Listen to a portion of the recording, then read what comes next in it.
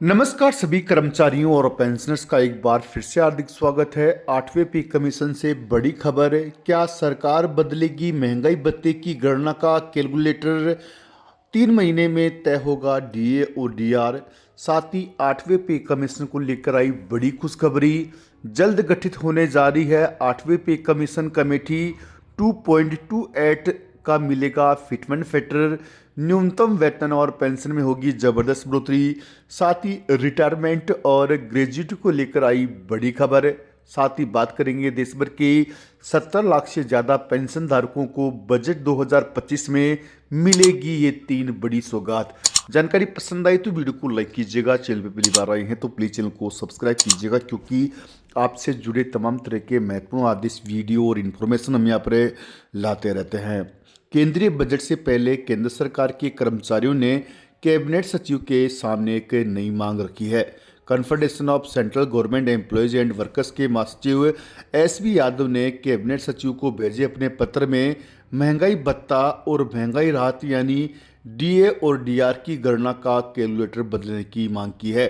कर्मचारी नेता ने कहा, डीए की दर तय करने के लिए 12 महीने के औसत को 3 महीने के औसत में बदला जाना चाहिए। इसका अर्थ है कि परिवर्तनीय डीए दिया जाना चाहिए। इससे केंद्र सरकार के कर्मचारियों को हर 3 महीने में वास्तविक मूल्य वृद्धि से मुआवजा मिल सकेगा।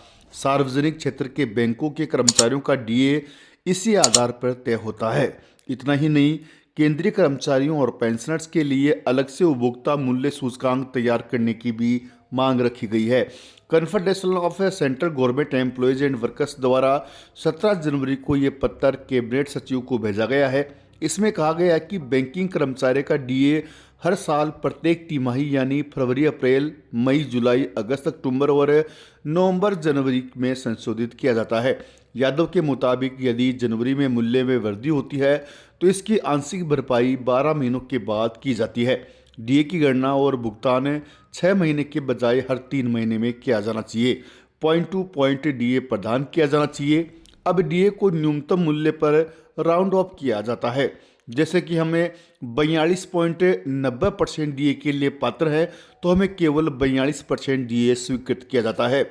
0.9% डीए से केंद्रीय कर्मचारियों को 6 महीनों तक वंचित किया जाता है। केंद्र सरकार के कर्मचारियों को पॉइंट टू पॉइंट डीए प्रदान किया जाना चाहिए। बैंकों और एलआईसी के कर्मचारियों को पॉइंट टू पॉइंट डीए मिलता है।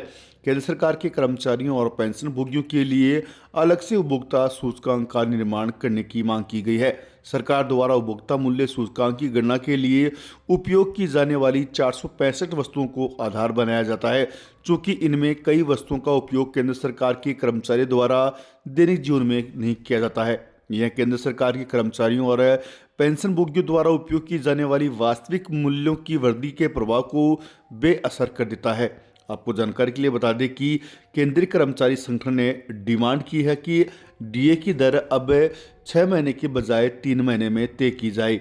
आपको बता दें कि सरकार ने गत सप्ताह अपने कर्मचारियों और पेंशनर्स के लिए 8वें वेतन आयोग के गठन की घोषणा की है। 1 जनवरी 2026 से सरकारी कर्मचारियों के वेतनमान रिवाइज होने हैं। उससे पहले सरकारी कर्मचारियों और पेंशनर्स को महंगाई भत्ते व महंगाई राहत की दरों में बढ़ोतरी का इंतजार है। डीए और डीआर की दरों में जनवरी 2025 से वृद्धि होनी है।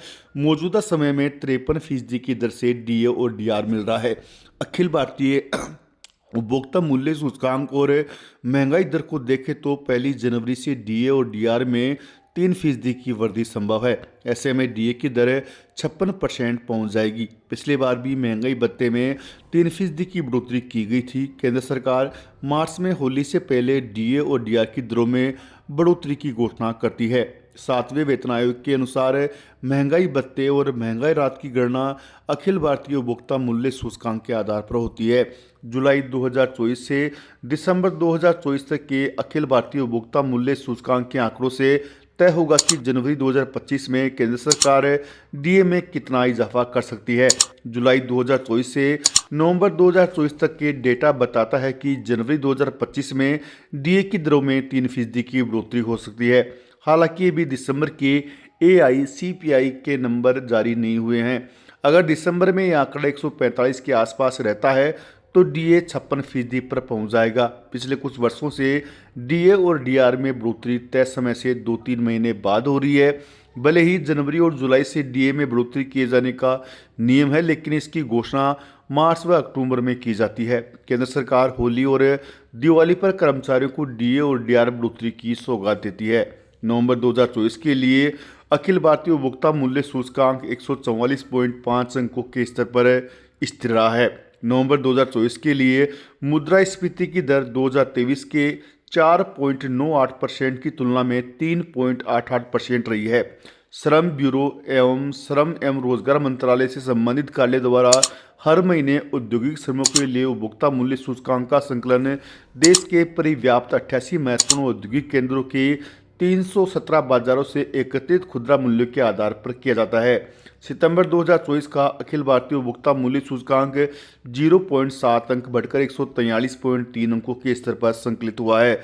सितंबर 2024 के लिए मुद्रास्फीति की दर 2023 के 4.72% की तुलना में 4.22% रही है। आपको बता दें कि केंद्रीय कर्मचारियों और पेंशनर्स के 8वें पे कमीशन को लेकर भी जल्द बड़ी खुशखबरी सुनने को मिल सकती है। बताया जा रहा है कि केंद्रीय कर्मचारियों और पेंशनर्स के फिटमेंट फैक्टर को 2.57 से अलग करके 2.2868% किया जा सकता है। ऐसे में केंद्रीय कर्मचारियों और पेंशनर्स के न्यूनतम वेतन और न्यूनतम पेंशन में बदलाव होगा, जहां पर न्यूनतम वेतन 18,000 रुपये से बढ़कर 34,560 रुपये से लेकर 45,000 रुपये के आसपास हो सकता है। वहीं न्यूनतम पेंशन भी 9,000 रुपये से बढ़कर 18,000 रुपये से ज़्यादा हो सकती है। यदि केंद्रीय कर्मचारियों और पेंशनर्स की मांग केंद्र सरकार मान लेती है तो देश भर के 1 करोड़ से ज़्यादा कर्मचारियों और पेंशनर्स की बल्ले बल्ले होना तय है। वहीं अगली बड़ी खबर की बात कर ले तो देश भर के 70 लाख से अधिक पेंशन धारक लंबे समय से हर 5 साल में 5% पेंशन बढ़ोतरी की मांग कर रहे हैं। उसको लेकर भी बजट 2025 में केंद्रीय पेंशन भोगियों को बड़ी खुशखबरी सुनने को मिल सकती है। हालांकि संसदीय स्थायी समिति ने अपनी रिपोर्ट में हर 5 साल में 5% पेंशन बढ़ोतरी की सिफारिश की है, जिसका मामला अभी भी केंद्र सरकार के पास अटका हुआ है। बताया जा रहा है कि केंद्रीय पेंशन भोगियों को केंद्र सरकार के द्वारा बजट 2025 में 5 साल में 5% पेंशन बढ़ोतरी का तोहफा दिया जा सकता है। यदि केंद्र सरकार संसदीय स्थायी समिति की सिफारिश को मान लेती है तो 65 साल से ही 5% पेंशन में बढ़ोतरी कर दी जाएगी। अभी 80 साल की उम्र होने पर पेंशन में बढ़ोतरी की जाती है। केंद्रीय कर्मचारी लंबे समय से पेंशन में बढ़ोतरी की डिमांड करते आ रहे हैं। अब देखना यह है कि बजट 2025 में देश भर के 1 करोड़ से ज़्यादा केंद्रीय कर्मचारियों और पेंशनर्स को क्या तोहफा